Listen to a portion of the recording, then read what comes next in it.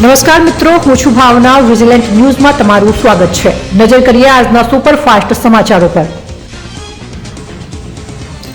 કચ્છમાં હજારો કિલોમીટરનું અંતર કાપીને વિદેશી પક્ષીઓ બન્યા મહેમાન, પ્રવાસીઓનો ઘસારો.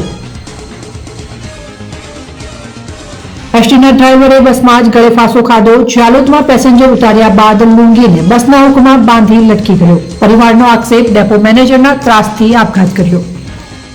કકડતી ઠંડીમાં બાળસિંહ કુવામાં ખાબક્યો. સૂત્રાપાડાના લોઢવા ગામે વહેલી પરોઢે વાડીમાં આવી ચઢેલા 4 સિંહમાંથી 1 વર્ષનો બાળસિંહ ખુલ્લા કુવામાં ખાબક્યો.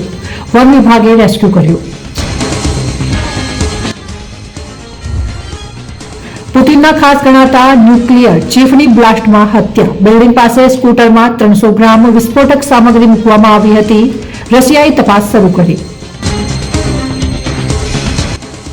6 વર્ષના બાળકની 3000 કિલોમીટરની નર્મદા પરિક્રમા. મધ્યપ્રદેશનો નમન દાદા દાદી સાથે રોજનું 20 થી 25 કિલોમીટર ચાલે છે. મહિનામાં 500 કિલોમીટર અંતર કાપ્યું.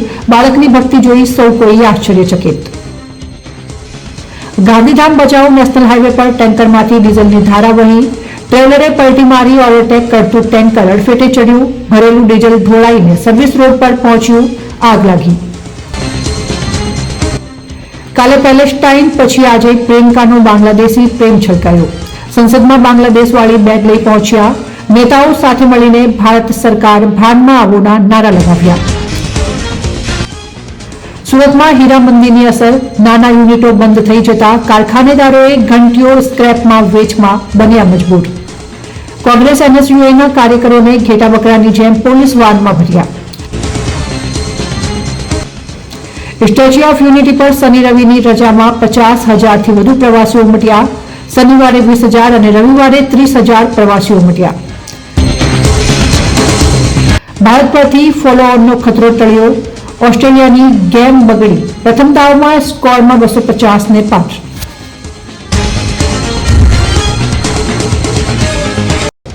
અમદાવાદમાં ધોખા તલવારો સાથે ધીંગાણું. ભુવલડી ગામમાં જમીન ખાલી કરાવવા બાબતે ટોળાએ આતંક મચાવ્યો. પથ્થરમારો કરી વાહનોમાં કરી તોડફોડ.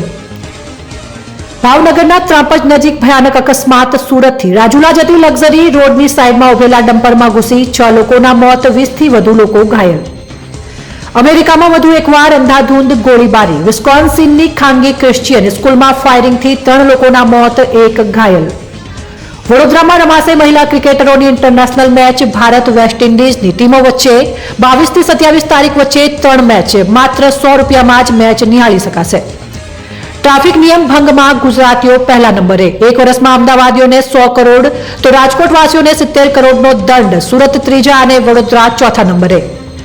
સુરત પોલીસને અવગતિ રાખી. એસએમસીના 6 દિવસમાં 3 દરોડા, 77 લાખ રૂપિયાનો દારૂ, ઇમ્પોર્ટેડ કોલસાની ચોરીનું રેકેટ અને મસમોટા જુગારધામનો પર્દાફાશ કર્યો.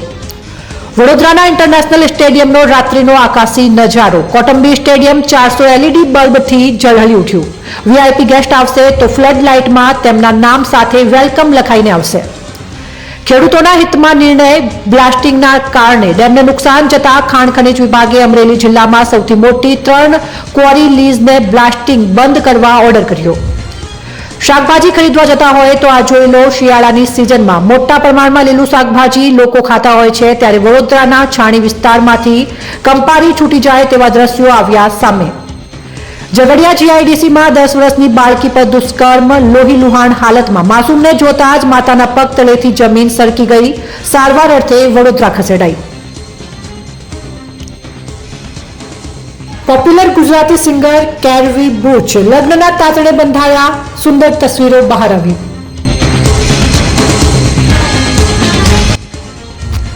તો વધુ સમાચારો માટે જોતા રહો વિજિલન્ટ ન્યૂઝ.